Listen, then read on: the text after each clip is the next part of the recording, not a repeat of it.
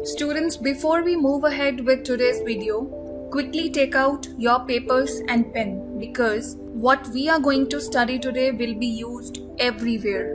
What kind of marketing, what channel of marketing you opt for, everywhere these things will be used. So hurry up, take your pens, take your papers. You can even pause the video, take the things and then resume that. Now let us begin with our today's topic, which is writing that makes impact. Writing content that leads you to nowhere is of no use.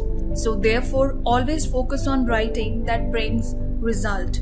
Now this could be if you are a direct seller and use the words such as buy now or even check out now. Students, such things are very outdated these days. Especially if we talk about today's generation, or I would give my personalized opinion, that is, these things are totally pushy and are outdated. So now question arises, if these are outdated, what actually works? The answer to your question is personalized writing. When you write something personally, it helps to build a relationship with your customers or with your audience. Personalized writing is totally based on making a connect, or I would say an emotional connect with your audience. If that's your recurring customer, they already know what kind of services, what kind of products you offer. But if you are targeting some custom audience or some new audience, then there must be a nice connect because first impression is the last one. Now the most important question to be kept in mind is how to be personal. In the answer to this question, I am going to share some success mantras that will help you make a great personalized content. Foremost of all is see yourself as a customer. If you are a customer's mind, then you can feel what they feel. You can judge what they want and you can make a really nice connect. Now for that you need to ask yourself few questions that what I need. Now being a customer, how to associate with the product that you are selling, you first need to know what I need being a customer. The second question is, what is my concern? Seek answers of these questions and give answers to yourself. What do I need and what is my concern? If you can do these things successfully, then you can surely make a nice personal connect with your customers. The second most important point to be kept in mind is present weakness. Now students, you might get confused. Why to present a weakness and what is the benefit of presenting a weakness? Here I would like to tell you, presenting weakness means go deep. For this, let us consider one example. Let's talk about a course. Basic SEO course that is available at StudyKosh. I'm taking a random example. Now for advertising or publicizing my course, how can I create a weakness? I can say, if you know or have an idea about SEO, then this course is not for you. This course is basic and will start from very scratch. Now students, what I'm doing by writing so? I'm clarifying the weakness. How?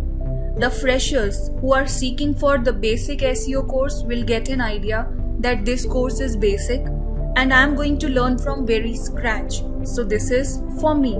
And for all the remaining students who have the basic idea of SEO, they will come to know that this is basic SEO course and this course is not for them. So there are two possible outcomes of writing these lines. One, this course is not for me, and second, this is for me.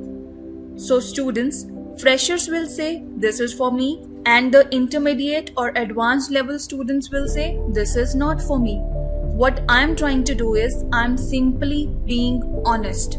I'm creating a weakness. That is, I'm very much clear about what this course is to be all about, who are my target audience. I'm not misleading anybody.